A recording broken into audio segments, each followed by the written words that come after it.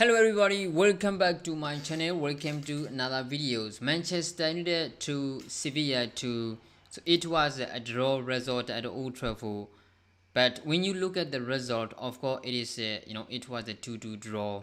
But when you summarize the Manchester United, it was a huge loss for us. It was a huge loss. I think most of our hopes before end of the season is going to end everything, in my opinion. Not because of I don't trust Eric Ten Hag, not because of I don't trust my team. It doesn't have to do nothing to do with my belief or my trust. Okay, it has everything to do with our great players. Today the results were the 2-2 draw. Actually, when you look at the Manchester United, we have a huge loss. There are a lot of bad management from the Eric Ten Hag. There are a lot of mistake from the Eric Ten Hag. But I don't even know what to say. This is a huge. This is huge. We lost Rafael Varane. From the second half, and the player the Eric Ten Hag bring on was Harry Maguire, which is a huge loss. Okay, you have a Vita Lindelof on the bench, and you use Harry Maguire just because of he is a captain. Believe me, every time I use Harry Maguire not because of he was play good performance against Everton, but because of he is a captain. That is a huge. Believe me, we all know that Lindelof is way better than Harry Maguire. When you want to argue that Eric Ten Hag, the reason Eric Ten Hag want to the reason Eric Ten Hag used bring on Harry Maguire is because he can play long pass or he can play on the ball movement. But everything what Harry Maguire did is Lindelof can do better always. Okay, it's always so. That is the first mistake. The biggest and the second mistake was he took Bruno Fernandes off, the most influential player on the games. He know how to control the games. He know how to control our momentum. Okay, he know how to create the chances, and he definitely is going to meet the second leg in Sevilla. So you took him off. Why is that? It made no sense. I don't understand Eric Ten Hag sometimes. We all believe in Eric Ten Hag. We know how much he is valued to us. We all believe in him. But today, Eric Ten Hag cost us. Okay? We were 2-0 up, but we know there won't be Bruno Fernandes in the second leg. So what we need to do is we need third goals. Okay? We need another goals to kill the games, to ensure that we can reach semi-final when we play the second leg. So this is what we have to do. So we need to score another goal, and then he bring on Hag Cost Us and Anthony Elanga by taking out Jadon Sancho and Anthony Martial. How these two idiots are going to score? Hag Cost Us is not the kind of player who scored a lot of goals, even though he's a striker. The last time he scored, I don't even remember it. Anthony Elanga, we don't even know what happened to him past few days ago, and and today we saw he coming on for Jadon Sancho. Yes, Jadon Sancho is that great, against Sevilla, but Elanga was the worst. He's even worse. No, did you even remember the last time that Anthony Elanga scored a goal? It might be primary school matches. I don't even remember it. So there are a lot of mixtapes from the Eric Ten Hag. The most influential one is the Bruno Fernandes. Bruno Fernandes, we even saw the body language of Bruno Fernandes. He doesn't like it because he know he's going to meet the second leg, and you took him off. How does it work? How does it work? Everything I know, I understand that everything is important to it, but he isn't fit 100% yet. He hasn't played 3 months for Manchester United. Not even for Manchester United. He hasn't played for 3 months for football, and you bring on for the most influential player on the pitch and the leader on the pitch. How does it work? How? What? How? Oh my God! I don't even work for it.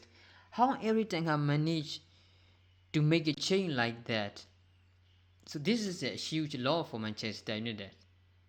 The most important thing this season for Manchester United is to reach top 4 at the end of the season. But unfortunately, even though I don't want to believe it, I think it is almost over. Okay, we have dreams, not the fans. The fans understand like, okay, our main priority is to reach top 4 in the Premier League at the end of the season. We don't care about Africa, we don't care about Europa League because those are two very difficult competition to win. And if we are trying to do everything we can with the best 11, you are going to get injured. That is for sure because these guys playing, you know, 63 games. These guys playing, again in every 3 days since the World Cup. How are these guys are going to keep it every single game until end of the season? This is not a robot. These are not a robot. This is human. They need rest. They need game. They need more rest time to to refill themselves, to refresh. To perform better. They need time to rest. And Eric Ten Hag and the players want to win FA Cup, and they want to also win the Europa League, and they want to even reach top 4 at the end of the season. How are you going to manage to to get all the positive and good result in every single competition, and you don't even have the right squad depth? We might have a quantity, but there is a player, a lot of players on the bench, but I don't see the quality from the bench player. That is where the facts speak. That is the most important thing. Now we don't have a Lisandro Martinez. It looks not that great. So he didn't have any contact and he got injured, which means it's mostly like a Achilles, which means he's probably going to miss the rest of the season.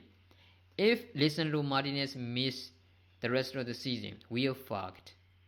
And Rafael Varane got an injury. He was replaced by Harry Maguire, which is absolutely shit, who was absolutely shit in the second half.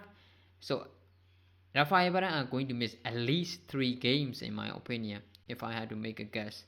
Which means these two, Lisandro Martinez and Rafael Varane, is the best centre-back partnership for Manchester United. And we are going to lose both of them. And Luke Shaw is not 100% fit yet. Eriksen is not 100% fit yet. We don't even know when Marcus Rashford will be back. We don't even know when Garnacho will be back. So what happened is you only have Hag Cost, Anthony Elanga, Jadon Sancho. In midfield, no problem. But centre back, you are going to use Lindelof and Harry Maguire. So you don't have a choice, or you don't have a chance to win Europa League with those centre-back partnership. You don't have a chance to win against Brighton in Africa competition. So all you gotta do is let go of those 2 competitions and focus on the top 4 in the Premier League. Even you focus on the top 4 at the end of the season by letting go of the other 2 competitions, I doubt that we are going to make it. Because Sabah is only just 3 points behind and then we are, equal points with the Newcastle, but they have a goal different. I doubt we are going to make it top 4 at the end of the season with the partnership, centre-back partnership of Harry Maguire and Victor Lindelof. We know how they play. We have seen like 3 or 4 seasons them together playing. We know how they have a limit. So we are actually fucked. Okay, so the results were the 2-2. So you need a third goal to carry the games. You took a Bruno Fernandes off. You bring Eriksen in. You bring Harry Maguire in. You bring Elanga in. You bring Weghorst in, which means there's no way you are going to get another goals. There's no way you are going to keep a clean sheet. And now you drew the games. So what happened? The results were draw, but you have a huge loss. You lost both of the best centre-back partnership, and you lost Bruno Fernandes in the second half, a second leg. So There is no hope for us in any competition. It is a huge loss for Manchester United. I think it is all on a everything cost us. I don't want to say it because I love the manager. I love the way he managed. I love the way he transformed our team. But today, to be honest, he cost us. His management are so many wrong in a lot of things. So what do you think about this situation? Do you think we have a chance to reach top 4 at the end of the season? Do you still think we can win Africa or Europa League without Para and Martinez? Make sure in the comment below. Thanks for watching, guys.